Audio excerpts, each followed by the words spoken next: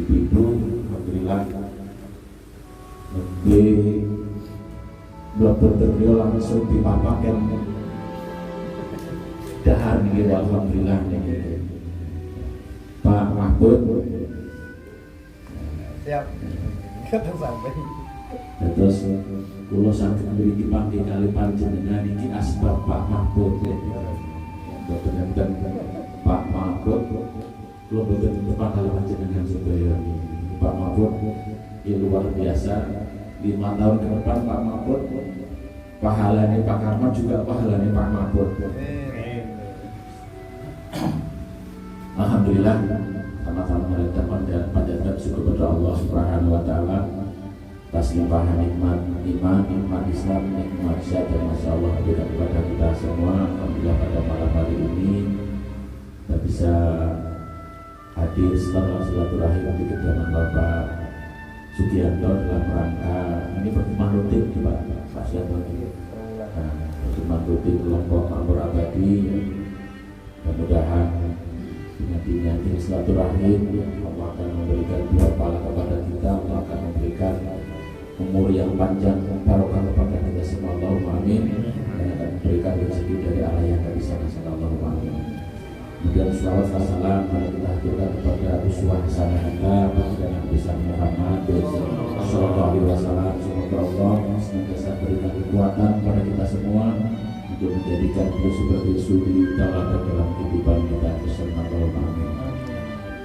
Bapak-bapak dan ibu yang dirahmati Allah Subhanahu wa taala, jadi pertemuan ini pertemuan yang perdana. Jadi bahasa Jawanya mungkin sing percaya Pak Karman jadi dewan mungkin ini pertama yang kelompok Makmur Abadi karena untuk beliau ini sudah Pak Karman sebagai calon sebagai anggota dewan.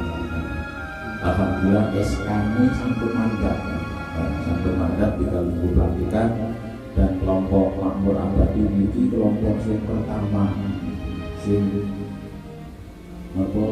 yang sudah percaya diri bahwa Pak Karman memang benar-benar jadi anggota dewan. Dan insya Allah ini nggak bakal kami lupakan jadi sampai yang pertama kali mendapat Pak Karman yang itu mudah-mudahan kalau nanti sudah dilantik nanti ada program-program juga termasuk sampai nanti yang pertama kali diberitahukan.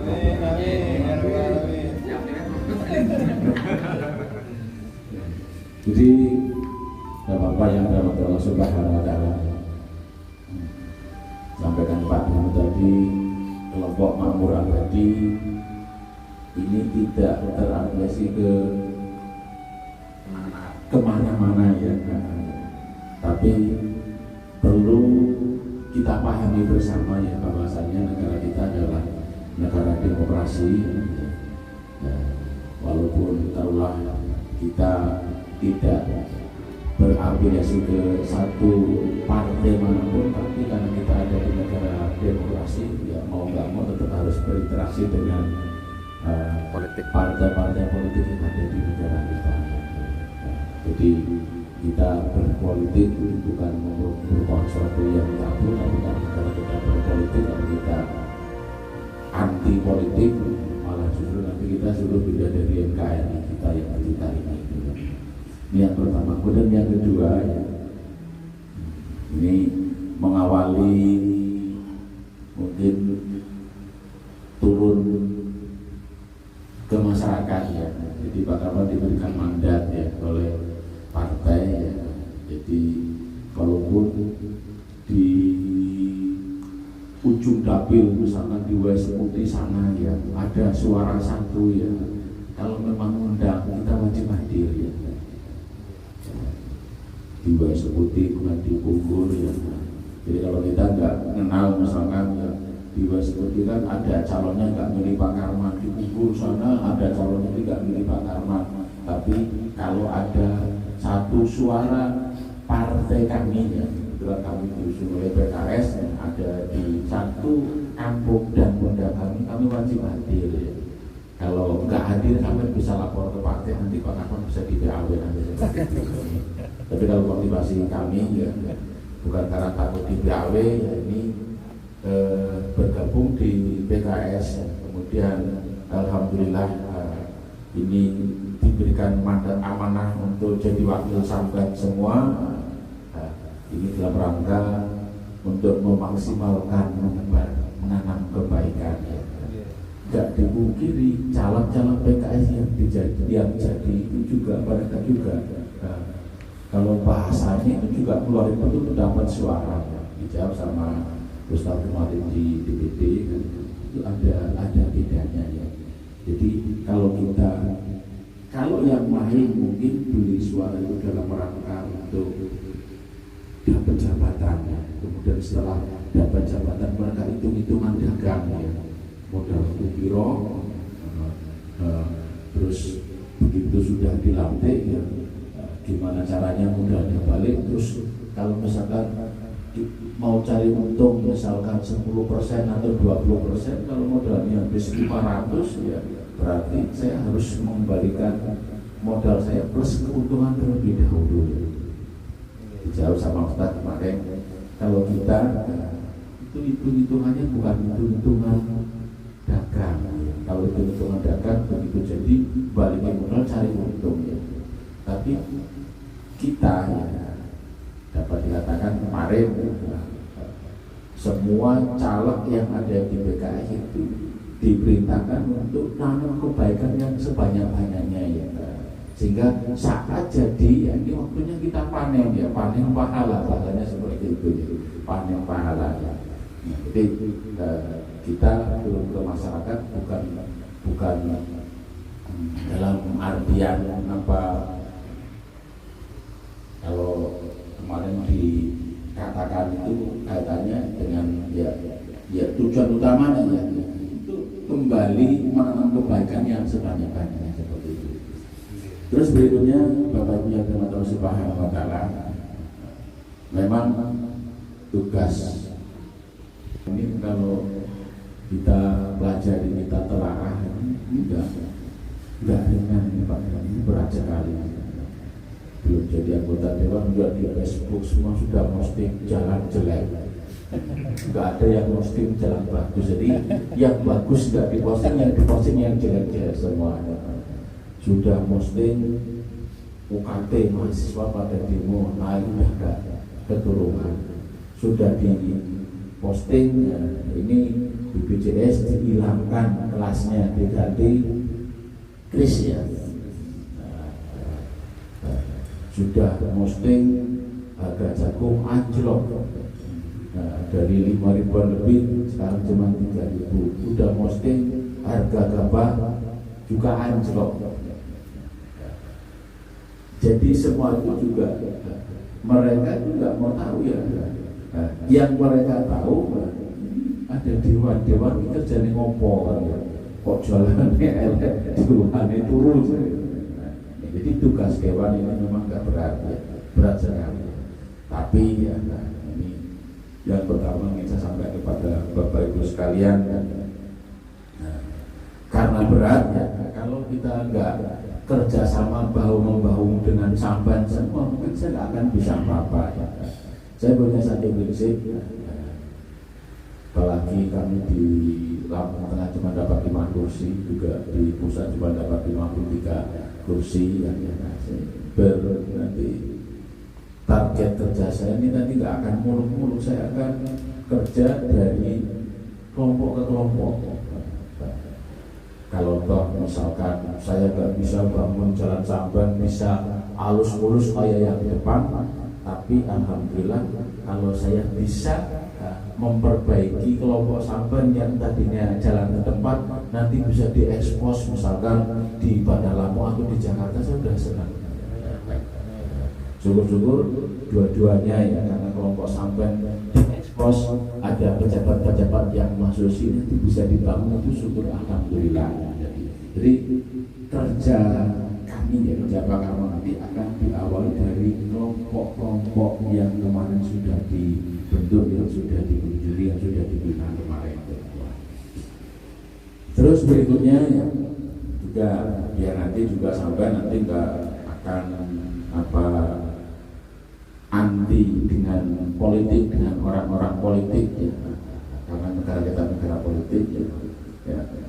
Jadi ini kemarin saya dikasih tausiah ya sederhana, kemudian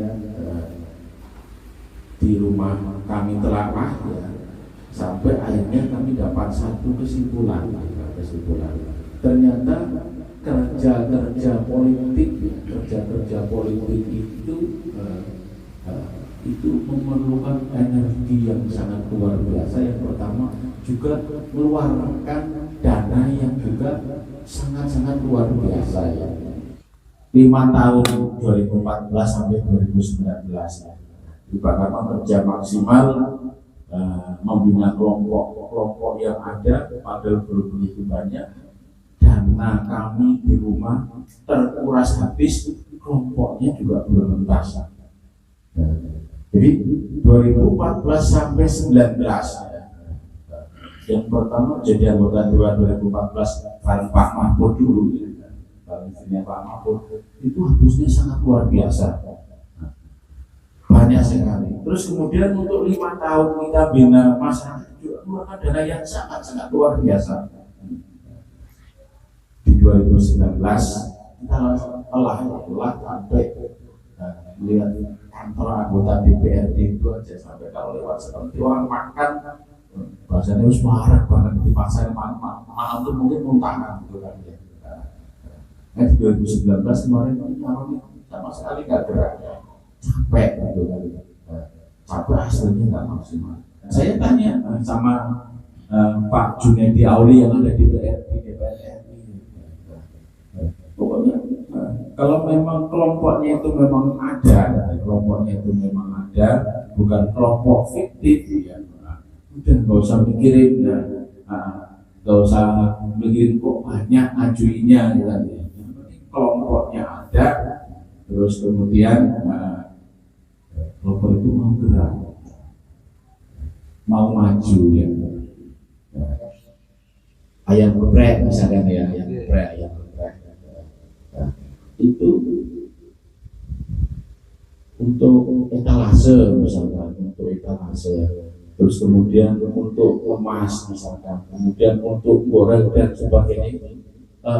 Kalau memang kelompoknya ada ya, mungkin sampai mau buka usaha ayam geprek, semua peralatan bisa dikirim dari BI, Terus pertukangan, ini UMKM dalam kelompok ya, sama punya wadah kelompok ya, terus anggotanya punya usaha-usaha ya, ada ayam geprek, mungkin ada termasuk bengkel, misalnya termasuk apa tadi pertukangan ya, termasuk koperasi ya, termasuk koperasi itu kan. Dan satu hal mungkin yang perlu juga saya sampaikan Bapak Ibu sekalian, ini di 2024-2029 ya, kami akan melanjutkan program dulu ya, itu setiap di bulan Maret ya, setiap bulan Maret dulu di 2014-19 kita refreshing, jalan-jalan, kita mampir di Istiqlal ya, jam 3 pagi sampai sana, kemudian nanti sampai jam 11 kita ke Monas ya, ya sudah langsung jiwa terus ya. Terus habis itu nanti jam 11 sampai 12 kita diterima di Senayan DPR RI. Saya cuma buka aja, silakan saya mau ngomong sendiri sama wakil sahabat yang ada di depan, apa yang kira-kira ada kendala di kampung halaman masing-masing, ceritakan ke sana.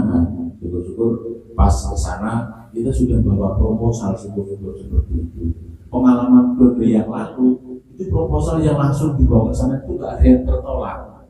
Pengalaman periode yang lalu itu ya. Jadi Bapak Ibu yang dapat Allah Subhanahu Wa Taala, ini program ini nanti juga akan kami lanjutkan. Kalau dulu cuman ke DPR RI, ini nanti rencananya di periode ini ya, karena saya khususnya ditugaskan oleh partai untuk berlari ya, nggak jarang lagi untuk berlari bina kelompok-kelompok, ya saya ditugaskan khusus untuk pemberdayaan ekonomi masyarakat itu kan lewat kelompok-kelompok. Nah, kalau di periode pertama dulu hanya ke DPR RI, nanti rencananya kita juga akan ke DPR provinsi. Kebetulan di provinsi teman dekat saya termasuk di Kabupaten Lampung Tengah 2 periode kemarin, dia termasuk lincah ambil programnya. Nah, ini ada di provinsi. Jadi nanti rencananya kita kalau mau ke Jakarta mampir dulu ke provinsi. Jadi kita berangkat pagi mampir ke provinsi, dari provinsi kita naruh proposal di sana, dari sana nanti kita langsung ke Jakarta ke Senayan.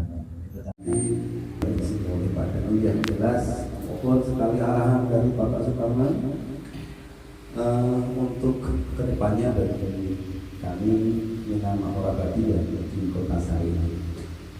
Selanjutnya setelah ucapan terima kasih, mungkin permintaan maaf Pak kami pada saat menyambut dengan dari awal bahkan sampai akhir nanti ada tidak tanduk tingkah laku, kami semua yang kurang berkenan juga di tempat yang Bapak Adi pada kelompok Minang Makmur. Tadi sudah ada bisik-bisik bahwa ada teman-teman yang hari ini kita hadirkan yang rata-rata mereka itu menjadi pelaku cerita UMKM. Jadi dari Bajungan itu Pak Yanto, Pak Suparman itu pelaku UMKM di rumah yang alhamdulillah masih kecil, itu usahanya ayam geprek. Terus sebelahnya lagi ada Pak Nasrullah, itu usahanya tape. Wah, itu kalau mau masuk di UMKM ya mohon arahan-arahan. Ada Pak Bowo yang bertukangan, terus juga ada Mas Bambang yang kami hadirkan juga pelaku UMKM.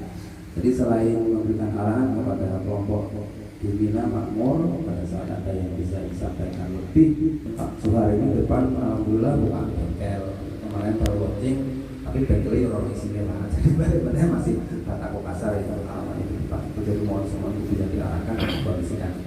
Mungkin itu yang sekapus kiri dari saya, harapannya nanti menjadi sambung hayung pada saat waktu yang sepertinya kita serahkan kepada beliau Pak Suparman.